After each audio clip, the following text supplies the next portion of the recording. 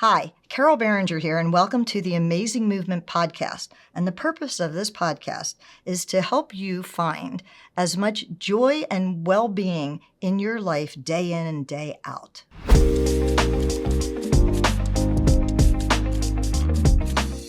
Welcome back to Amazing Movement. And this is Eleanor Davis. I'll introduce Eleanor. And Eleanor and I have known each other for, I think since 17, so 8 years.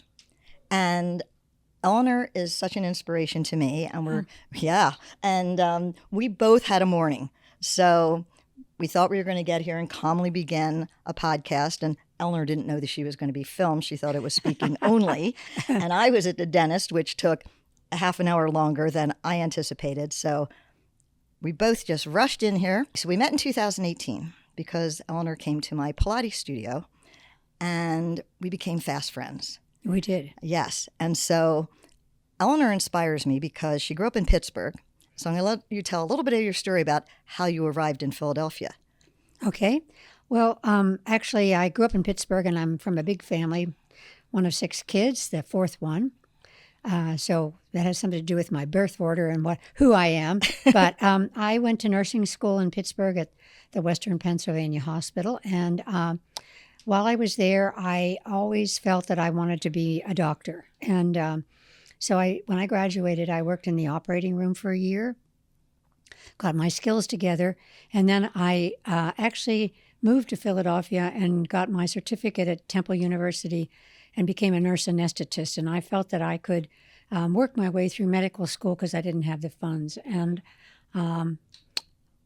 something interrupted that. I met my husband at a party, and I was married. And so I never did go on to medical school, but I practiced for 10 years at St. Christopher's Hospital and Lankenau Hospital after I graduated. And then I had kids, and I always missed the fact that I never had a college degree. So when I was 34, I went back to the University of Pennsylvania, and I got my BSN at Penn. And it was an incredible experience of going back and being with a lot of younger students and just learning. The opportunity to learn and to be in that experience as opposed to the medical side of things, and to philosophy and English and sociology, all the things that kind of broaden the way you look at the world. So that's how I got to Philadelphia, and my husband developed a company here, and so I raised my children here, and now they've flown the coop and are all over the United States. So that's how it. Yes, and that's quite a story that I ask her details about all the time because it inspires me. Then you had some health issues. I did, yeah. Yes, about 35 years ago. Actually, it was 1980. I was diagnosed with breast cancer, and my kids were still young. Peter was 10, the youngest. I have 3 children, and that was. The way that I was treated then compared to what they're treated today is really pretty different, because they couldn't do the DNA analysis and they didn't do hormonal analysis. And so the treatment that I had is I was recommended that I have a mastectomy, and then chemotherapy. Was on chemotherapy for a year, lost all my hair, kind of struggled through that. I was okay, You just do what you have to do. I drove myself to treatment every 2 weeks, and I took something in between. And then, you get over it, but you never stop worrying about the cancer, not for a long time. And I don't think about it now at all. Then it was recommended that I have another mastectomy just as prophylactic, which I did. And in today's world, that never, ever would have happened. So I'm grateful for my life, and I'm grateful that things have changed for many women over the years. And I've been always involved in counseling or helping women who have breast cancer. To add to that, to recover and prove her resiliency, you joined a group of women who took on a mission to climb a mountain? As a mother, nobody went to the gym. There really wasn't any gym back then. I mean, there were no personal trainers. Or Had the kind of things that still jiggled you around. Not all that sort of things, or treadmills. I guess people got out and walked and that sort of thing. But I was invited to go on a trip with my husband to Nepal. He always wanted to see the highest mountain in the world, and so Everest. And so I did Jane Fonda for 6 weeks. And I jumped around in front of the television set, and I thought, "Wow, I'm just really in great shape." Well, we got over there, and I struggled up. They weren't very high mountains, but they were up and down for 6 days. And I thought, at the end of it, with people passing me by, this is never going to happen again. So I then had the opportunity. So I've been fortunate enough to have climbed Kilimanjaro in Africa, which is 19,000 feet, and the training was different, walking and lifting. And then I've been to Bhutan and South America. Somebody asked me, would you be interested in joining a group of breast cancer survivors? And I looked at what they were going to do, and I thought, gee, I've done this and I've done that, and yeah, I've had breast cancer, and maybe this is an opportunity. I'll just send my name in. And they did choose me to meet with this group of women in Sun Valley. There were 17 of us, and I didn't know any of these women. We were just drawn together from all different backgrounds. We respected each other. We learned from each other. Some of the women were gay, which didn't make any difference, but back then that was a new thing. We subsequently climbed Mount Rainier, not the whole way, but we then went our own ways and trained for almost a year. Me carrying a backpack around the neighborhood where people used to stop and say, "Oh, lady, can I give you a lift into Paoli," etc. But I met these women in Argentina, and we climbed the highest mountain in the Western Hemisphere, Aconcagua. I didn't get to the top. I wasn't supposed to, but 3 of the women did, 23,000 feet. And they did a documentary which was sent all over the world in several languages, and to prove to women that had breast cancer that you don't need to sit at home. You're okay. You can go out. You can lift your groceries. You can have your children.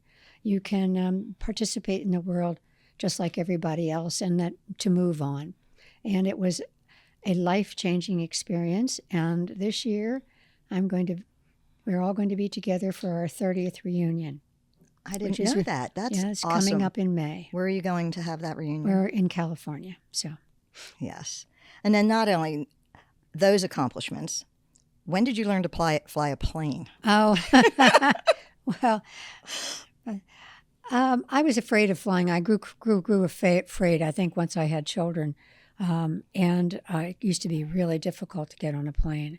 So one birthday, my husband gave me flying lessons, and not one to turn down a challenge. I went out and took lessons, and I had to fly by myself. I took off and landed and flew from place to place, and I never was completely comfortable with it. I think you need a lot of experience, but I used to take the kids, and I used to take some friends flying, and I look back on it and I think, oh my God, how did I ever do that? But you know what? It was much better than a psychiatrist, and I got over the fear of flying. I figured if I could do it, those pilots up front are much better than I am, and I can just sit down now and relax. So, nice. And I have to say that challenge took me back to when I went to Penn with all those bright young people, and every time I took a final, and I thought to myself, you know what? If you can fly a plane, you surely can pass this test. And I'm sure you passed them all with flying Well, I mean, colors. I did graduate. Yeah. So, but, there's that sense of, are you good enough? Always, right? Yeah. Are you good enough, or are you smart enough? And I guess I was. So You certainly were. And then the other vision I always have of you is when you told me about taking riding lessons, you learned to ride a horse. Something I always wanted to do. I was never real comfortable with that either, but I went out there and I learned how to do it. And I did buy a horse. My trainer encouraged me to do that. And I go out and I'd ride around the field and et cetera, and so forth. And you know what? It was a really great experience because I would watch Westerns. We'd watch Westerns and it would always look like you could ride off into the sunset. Well, that takes a whole lot of courage and so forth. But anyway, it was another thing that I just tried that I wanted to do. And put that behind me too. Yes, and Eleanor has had the most full life, and so I'm going to ask just a couple of questions. And I have a theme when I start these interviews. So I usually do batches of 4, and the theme is always resolved to be resilient. And you can see that this is complete proof of just awesome resilience. And, it goes on to this day. I mean, I know that there's other challenges that you've had, but right now, if you had to list your 3 top priorities, Yeah. what would they be? Now, I'm sort of in the last chapter of my life, and I don't say that in a morose way. It's just that I think about things differently. Certainly, I do than I was 50, and my family and my children are my top priority, and have always been my top priority. And the one thing that I realize is that I really need to see them more often. One lives in Santa Fe. My grandson's in L.A., my son's in Austin, and my granddaughter's in Austin. And I think we do see each other, but I need to make more of an effort to get to them and spend more time with them because time is short. So that's a... Mind my asking, you also lost a son. Yeah, and I you had did. to resolve that. Yeah. Well... How old was he? Yeah, my oldest son was killed in an automobile accident in 1995. So that was the year I climbed that mountain and then I lost a son. And that was like the best year of my life and the worst year of my life. And, you talk about resilience. Took me about 2.5 years that I traveled in kind of a fog, kind of going through the motions of getting up every morning and doing everything. And then all of a sudden, the fog kind of passed and I was able to focus on life again and move on from there. But I think this is really something that's important for everybody, that in order to be able to be resilient, it's okay to reach out and get people to help you. I think, yeah. And strong women like you find it very difficult. Well, I found a Buddhist teacher in 1995 who I still talk to today. And that's a long time ago. And I can hear his voice. And he taught me about Buddhism, about our impermanence, about the fact that whatever we have to realize that we're not going to be here forever, even at that age, even with a loss, and that you need to make the most of every day. And I think that added to my sense of resilience. That you have to get up and it's not always easy, but you have to do it. That's all. You just have to do it. Otherwise, you can stay in bed all day. Right. And Eleanor has been on her own a while because her husband, Hal, that she's mentioned, had early dementia. Yeah. And how old was he when that occurred? I guess he was about 70. Mm-hmm. Yeah. And he was sick for a long time, about 20 years. That took a lot of resiliency. And I did visit him, and eventually he was in a nursing home. And I did visit him almost every day. And I saw the decline. And it was hard because I think one of the things that single women find out, because I was a single woman then, I was a widow, but I still had a husband, is that you become your whole life experience with your friendships and couples changes completely. And you have to find new ways of staying involved and engaged. And I think that's also something that's really important to me to this day. And Eleanor stays very involved. So she's off to a conference today at Penn. Let's see, she's involved in the Board of Natural Lands and schools in the city, the University of the Arts, what else? Community Volunteers in Medicine, which is in Westchester and provides health care for the working poor, which, of course, is being challenged today so much. And I'm lucky enough that Eleanor has introduced me to all of these different, and I've introduced her to a couple of unusual She's things. my new date. I take her everywhere. I am, so because I'm also single and I'm not a wallflower, so she doesn't have to worry. No. But we really have enjoyed each other's company and learned a lot from each other and boost each other. And I hope we can ask each other for the help we need. One of the questions you posed to me was, have your priorities changed? Have your priorities in your life changed? And what is your focus right now? Well, my focus is to age with the same vitality. So I'll reveal that I'm 72 years old. I'm not talking about anybody else's age. And it's funny because at 70, one of my friends posted on Facebook, happy 70th birthday. And I called her up and I'm like, I'm not getting off the phone until you remove that. And now I'm advertising to the world that I'm 72. And you really have to be your own advocate.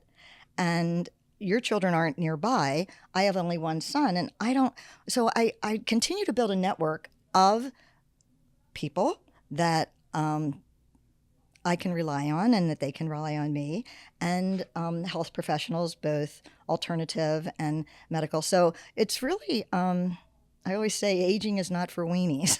No. So I'm trying to age gracefully. And I have a Pilates studio, so I stay very active. It's a very busy studio. And so my priorities have always been to be fit and healthy. I think resiliency is a choice. It is. It truly is. And It's so really how a do you choice. intentionally, every day I wake up and I say, I'm going to just be the best person I can be today. Yeah, because you do have a choice. You can say, you can sit and you can moan about things, which doesn't mean that we don't have difficulties. It's or legitimate. or that there is time for feeling, recognizing that you do have difficulties and being with that. But you have a choice to stay there or to move on and take them with you and do better. And for the yourself. second part of the amazing movement is, how do we do that? How do Yeah. we get here, feel strong, feel our authentic selves, and move forward with that? So I think that, what I've known of you is this is your authentic self, and that our circumstances make us be resilient. And, they always say, like, it's not how you sing in the sunshine, it's how you dance in the rain, or something like that.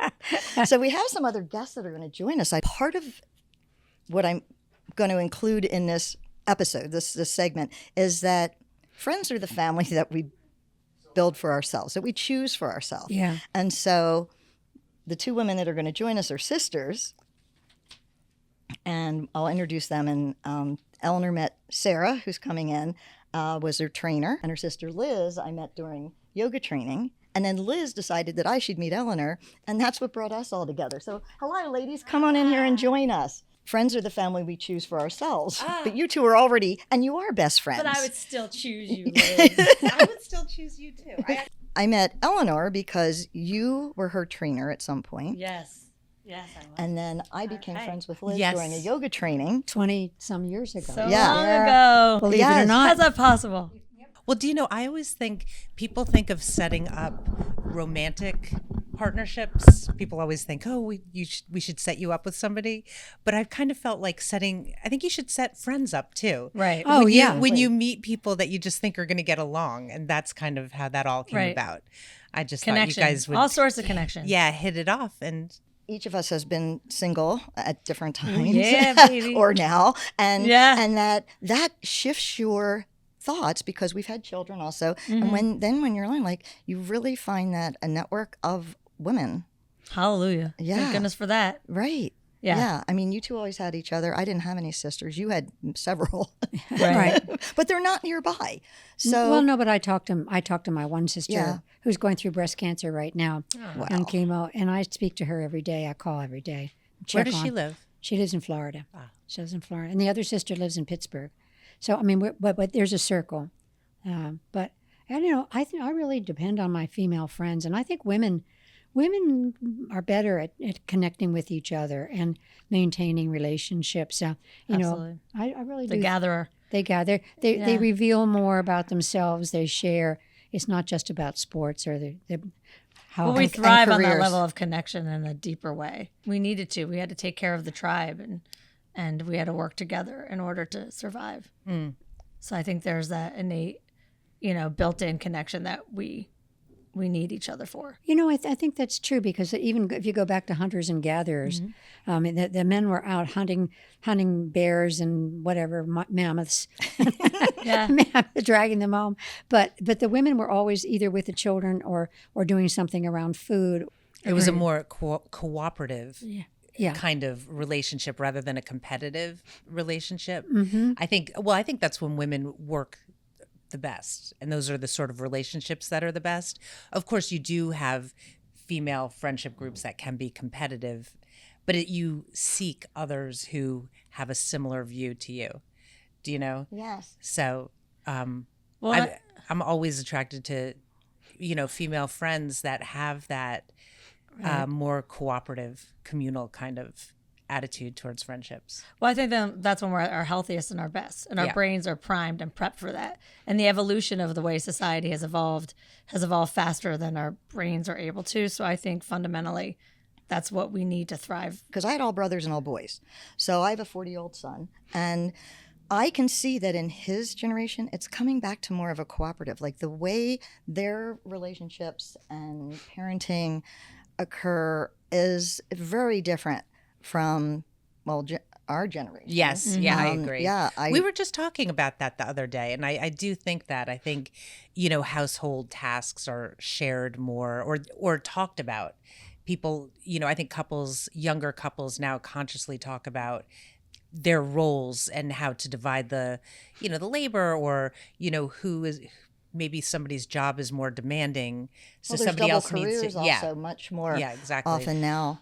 Right. I think if we start having conversations and evolve it in terms of like energy, there's male energy, female energy, that's a bit restrictive, and it makes these like gender biases. But I do think if we start talking in terms of like, oh, what do you bring to the table? Maybe that happens to be a more masculine energy or feminine energy. Well, it's yin and yang. Yeah, it yin is. and It's the yang. yoga. It's the yin and the yang. It doesn't have to be black and white in the stereotypical way. I think when we come together to say, oh, this is what I am good at. What are you good at? Or this is how this works. Aborigine tribes, they actually don't celebrate birthdays on a specific day they're born. They celebrate it when they feel like they've evolved as a human being. Oh, that's Ooh, some interesting. people don't have any birthdays. Yes.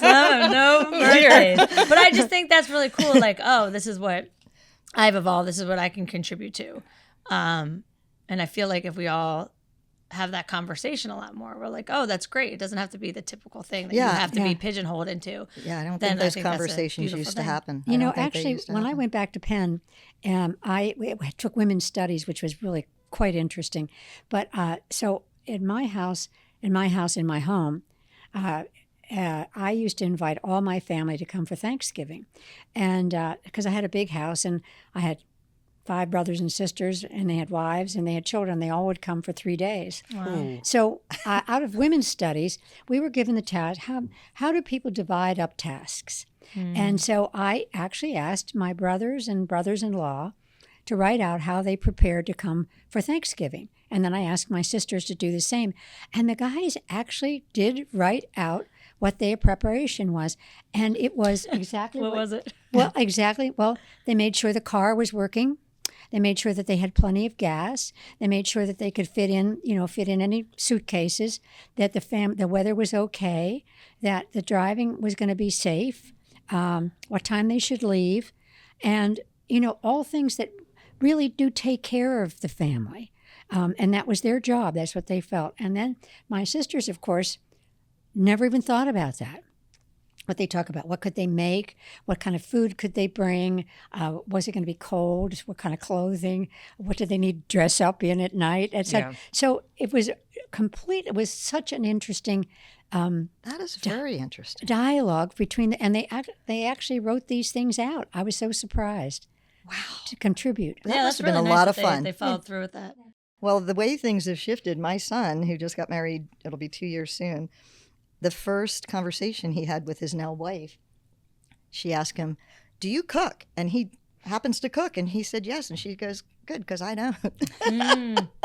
So, so it was really, that was a great icebreaker. Yeah. Yeah, and it set up their whole first date, which was, one of my favorite stories. But so by the time it came around to their wedding and I was asked to do a little speech, I said, at this point in time, parents are usually offering words of wisdom. Mm-hmm. But I have gained more wisdom watching you two develop a relationship of mutual respect and support, Right. Respecting each other's independence, and communicating at a level that's astounding. Yeah. And I see this in his whole group of friends and their wives. And That's beautiful. Yeah, it really is. That's what I mean. I think we are having a shift. But I think it's reactionary with other people. I think there's a big segment of the population that's really threatened by that. Oh, man, yeah. Mm-hmm. Both men and women. Like if you see the trad wife trend is a really big thing where What is it? Traditional. Traditional wife. It's hip even, word it's trad even wife. got a Okay, little. got it. I got it. Sue's you know, more, I mean, Liz is more hip than we are.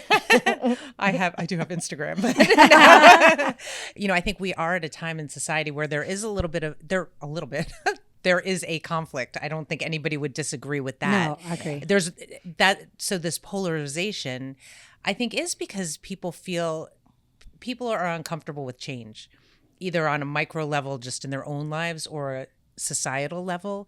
And I think that what we're seeing now is a lot of reaction to that, because people feel threatened by that. If I don't have my traditional role where I understand what I'm supposed to do and I'm comfortable with that, whether it's good or not. If you're people like Creatures comfort. of habit. Yeah, they're creatures of habit, and so change is threatening, and so I do think that's. Well, But it I follows too down from tradition, parent. And I don't mean to. Sorry, No, you're all good. But actually, Wharton just put out an opportunity for us to dial in and find out. And one of the questions was about masculinity and how men are feeling threatened, and why are they feeling threatened, and I think it's something we have to address. I totally agree. I think that dismissing it or devaluing it or saying not validating that is wrong. And I think that's made a lot of men feel disenfranchised. And, I think that we need to understand and not just impose certain ideas or views on people, but really try to understand each other. She was okay with saying, I'm a woman who doesn't cook. Yeah. Whereas some people would feel threatened by that because Yeah. that's their role, and I should be a woman. I should like to cook, and then, Interesting. well, I I think it's an expectation. Like, right. does that make you less of a... And how honest Yeah. are you with yourself? Because I know for me, I had a lot of that, like, I should be doing the shoulds. The shoulds. Don't shit on me. yourself. Yeah. Don't shit on me. I won't shit on you. But shitting on yourself it's true. And just being like real with who really am I? And it's okay. And if we were all to do that a little bit more, because even with the masculinity question that they're asking about that, and you're saying we have to, respect that that's something really And happening. the femininity side of it, Yeah, both. I mean, 100%. yeah, I know. But if we were able to have the conversation Yes. more of like, okay, that's legitimately how you're feeling. Yeah. Okay, this is legitimately how I'm feeling. Yes. What can we do about that? And just having that fundamental respect for even the trad wife. Hey, if someone wants to be a traditional wife Yeah. and they really feel that that's who they are in their soul, that's great. Yes. It's when they have to feel that they should want that. That everybody or else should be doing express- that too. and I think yes, that's the... exactly. Yeah. And that's where we've Or really bringing lost. bringing judgment Yeah, to judgment's other got to people go. for Seek their to understand. choices. Yeah. Seek to understand should be the first thing, and we've lost the seeking to understand and the curiosity. I think, from just a more societal perspective. My son also says that he travels a lot in business, but he said their days are they both work 7 to 7. And then they, from 7 to 9, they cook together now. And he cooks, she cleans up, however they distribute that. And he says, and we spend that time with each other. And he says, and we definitely call each other out on our bullshit. We don't let anything fester. Yeah. And That's they good. just do that. That's and then awesome. they used to pick one day a week where no phones, nobody else, we used to call it Sacred Sundays, but now it's whatever day they can find. Oh, that's But, really great. Yeah, they too. don't have children yet, so things may shift. But I'm awestruck, and I just see this in most of his other friends, and the ones that he's uncomfortable about. The partnerships of his friends are the ones that don't. So I guess that Well, still it exists. sounds like they're very intentional. Yes. So they And- have this intentionality that is really important. And that to was one of have. my questions to all of you that I said, like, how do you intentionally build resilience into your everyday? Right. But I think we have to get our Eleanor out of here because Yeah. she has things to do. Yes. Anyway, thank you so But much. here are 4 decades of women who Yeah. are friends and who Love are it. resilient. And God. that I Gosh. just feel so lucky. That Eleanor Yeah. would be like, So let us all carry on. All right. Yeah. Thank I you. love it. All right, join us next time. And if you want to know anything about the people that I have on, instead of me using all the different phone numbers, emails, just reach out to hello@carolberinger.com, and then I can Give you the information.